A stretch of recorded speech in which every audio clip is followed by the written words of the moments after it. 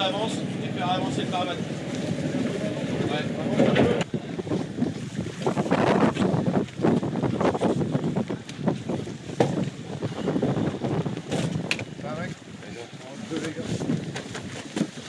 C'est comme ça. Hein? Ah ouais, putain, l'horreur. Ce qui nous est arrivé, c'est qu'on allait faire un bord vers Ouistreham. On a viré de bord et après, Corentin est à l'avant matossé. Moi, j'étais à la barre. Ça commençait à aller très vite. Je commençais à prendre beaucoup d'eau.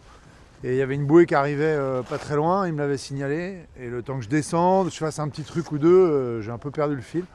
Et je trouvais plus la bouée. En fait, elle était dans l'axe sous la voile et elle a balayé tout le flanc tribord du bateau.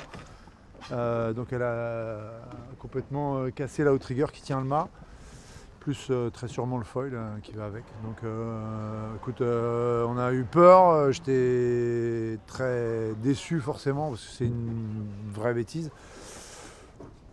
Et puis déçu pour tout le monde, quoi, tous ceux qui nous permettent d'être là aujourd'hui, toute l'équipe technique, les sponsors et tout ça, tous ceux qui ont mis des moyens derrière nous pour qu'on soit bon. Là on l'a pas été, en tout cas pas moi. Et puis déçu pour Coco parce qu'on espérait vivre une course dans le groupe de tête et pour l'instant en tout cas ce ne sera pas le cas. Là c'est une autre course qui commence. Je crois que le matériel est quasi prêt à partir de Lorient, donc on va se mettre en ordre de marche pour sûrement remplacer un foil et remplacer tout le gréement latéral le plus vite possible et repartir. Derrière on aura la météo à regarder. Voilà, on va prendre les choses une par une. En tout cas, on a la motive de se relancer et puis après on verra. L'idée c'est de repartir. Ah ouais, pour l'instant l'idée c'est de repartir. Ouais. Ouais, il y a la place, il y a l'opportunité. 24 heures derrière, ça peut peut-être pas, tu joues pas la victoire, mais il y a peut-être moyen de jouer des places.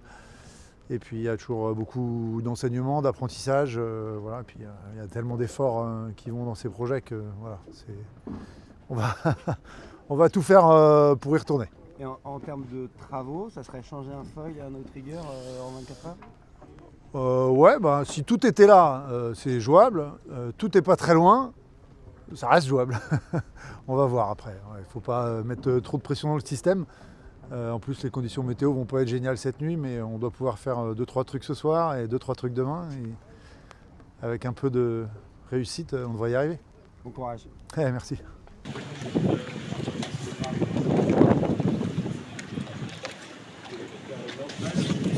Les gilets, vous les faire les autres. Alors demain, on fait 40 minutes. Porte avant.